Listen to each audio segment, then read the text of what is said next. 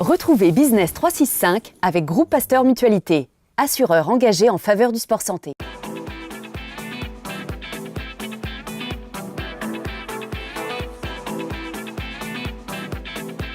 Business 365, c'est parti avec un premier invité, Manuel Malène, le co-dirigeant de la Maison Poiret. Bonjour Manuel. Bonjour. Alors, joyeux anniversaire, parce que vous avez fêté il y a quelques temps votre 50e printemps.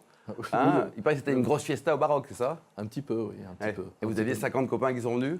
Qui étaient là, effectivement. Notamment quelques copains du sport, par exemple. Par exemple. Bon, alors vous êtes diplômé de l'ISC, il est très discret sur ses 50 ans. Oui. C'est votre vie privée, on va dire quoi. Donc vous êtes au tout début, vous avez quand même passé quelques années à travailler en Suisse et en Espagne. C'était deux belles aventures? Deux aventures merveilleuses, parce que c'était au début de ce qui est aujourd'hui le groupe Richemont, et j'étais dans une de ces marques-là, et je me suis régalé. Et le management à la Suisse ou à l'espagnol, c'est pas tout à fait la même chose quand même, Manuel. C'est pas vraiment la même chose. Il vaut mieux faire aller de Suisse vers l'Espagne que le contraire. Mais les deux, ça apporte quelque chose peut-être. Ah oui, oui, c'est clair. Alors en France, vous avez dirigé aussi deux belles maisons, notamment Piaget et puis Beaumercier. Oui, toujours dans le groupe Richemont.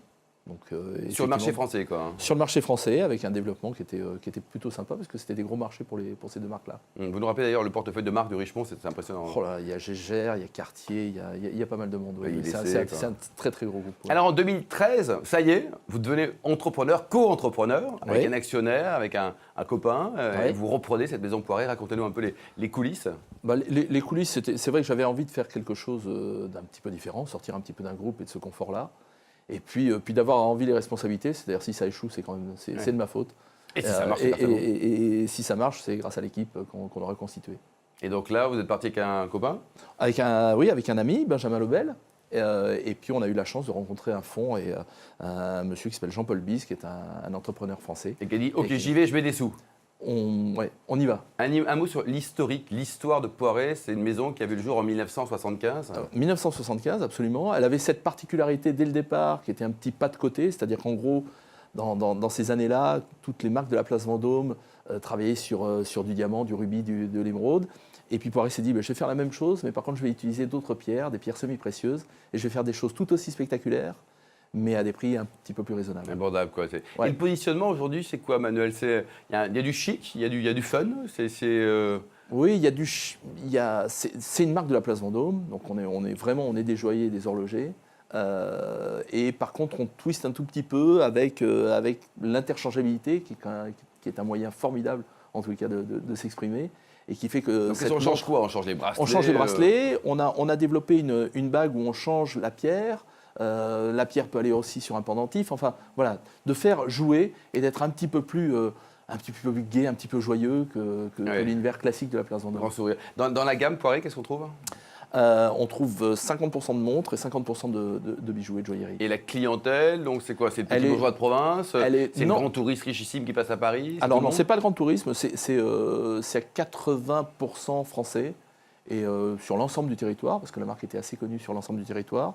Maintenant, on se développe à l'étranger. On a une filiale au Japon, on a une boutique au Japon, une au Luxembourg. On va ouvrir une boutique à Londres, en janvier. Donc voilà, on entame notre développement international à partir de maintenant. Le marché français, ça représente combien de chiffre d'affaires à peu près? Je dirais 80% aujourd'hui. D'accord. Et là, vous avez quoi? Des boutiques en propre? Alors, on a des boutiques en propre avec des boutiques à Paris, qui sont rue de la Paix, Faubourg Saint-Honoré, enfin dans tous ces lieux-là. Saint-Germain-des-Prés. Exactement. Et on a ouvert à Bordeaux. On ouvre à Lyon en fin d'année une boutique également. Donc voilà, et ensuite on a des distributeurs qui nous revendent sur l'ensemble du territoire. Sur l'ensemble du territoire. Ouais. Et hors de nos frontières, les pays phares, on parle beaucoup de la Chine par exemple, l'Asie. Alors, Poiret, comment? C'est encore un peu prématuré? Oui, c'est un peu prématuré. Puis il faut savoir, en Chine, c'est quand même un milieu un peu particulier. C'est un milieu, je dirais, un petit peu show-off. Et c'est pas vraiment. Vous avez quand même des belles couleurs aussi, un peu fun quand même. Non, on a des couleurs fun, mais on a une montre qui reste relativement classique. L'idée, c'est qu'elle reste un territoire d'expression pour les bracelets. Alors, votre actualité, vous êtes là notamment pour nous en parler, on parle de rugby. Oui. Et donc, vous avez passé un partenariat avec Eden Park pour créer The Montre, avec de la symbolique dans la montre. Ah, écoute, plein de symbolique, mais en fait, ce qui est intéressant, c'est que c'est une histoire formidable qui a commencé par un dîner. Donc, c'est souvent en France, vous savez que ça se passe autour d'un repas. Et donc, c'était un dîner avec Franck Ménel, donc le dirigeant et fondateur d'Eden Park, ex-grand joueur de rugby, s'il en faut. Et qui m'a raconté durant ce dîner cette histoire formidable. Il avait racheté les poteaux d'Eden Park d'Auckland, qui est quand même le stade mythique pour tout joueur de rugby, après un tremblement de terre qui s'était passé à Christchurch. Et en fait, il en avait fait des trophées pour des joueurs, il en avait fait une statue.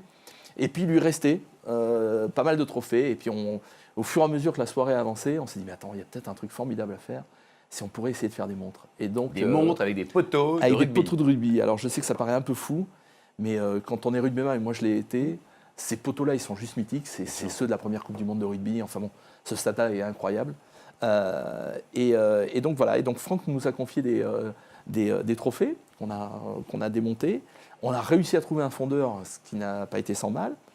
Et voilà. Et on est parti là-dessus. Alors ça, je joue avec ça depuis tout à l'heure. Oui, parce que là, vous jouez avec... Ça, c'est ce que j'appelle l'arbre à montre, puisque une fois fondu, on se sert de ça pour créer ce qu'on appelle la boîte.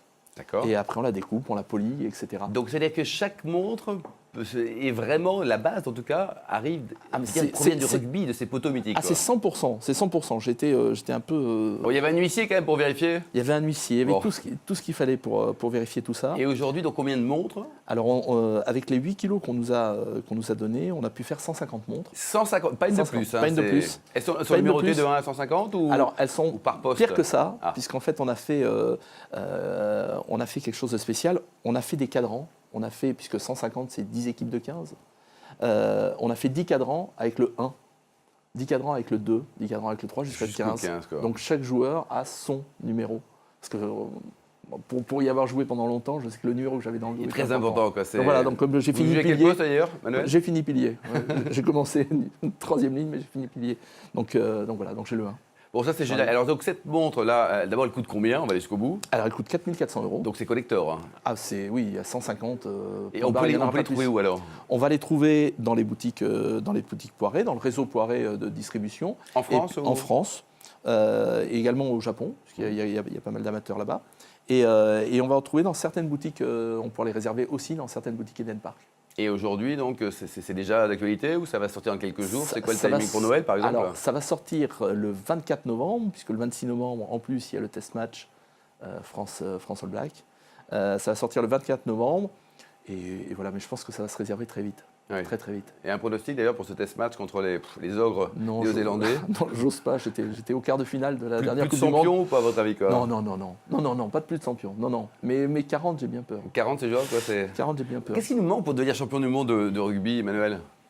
Il faut équiper toute l'équipe de France avec votre montre. Ça, c'est l'étape 1, mais alors après?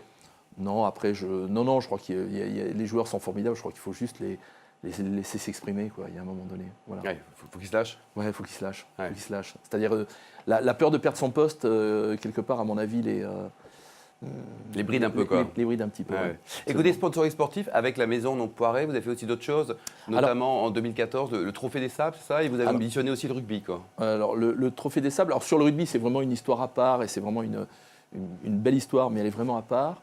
Non, là où on voulait aller, c'était plutôt dans le tennis féminin.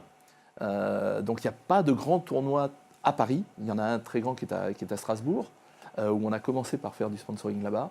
Et idéalement, j'adorerais pouvoir avoir un Open Poiret à Paris. À féminin. Paris, quoi, féminin. Quoi. Et ça, c'est quelque chose que vous y travaillez en tout cas. Hein, on y travaille. Je pense qu'il y a moyen d'être dans un Open qui soit de la mode, du luxe et du sport. D'accord. Un beau mélange. Donc ça, c'est quoi? Allez, on peut imaginer les choses à horizon 3 ans?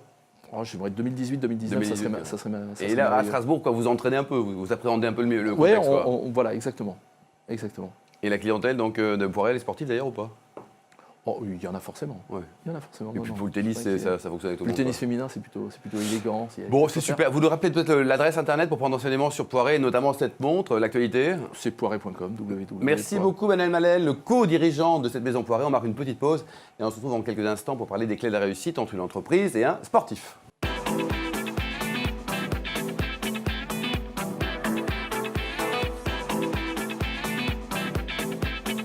Business 365 vous a été présenté par Groupe Pasteur Mutualité.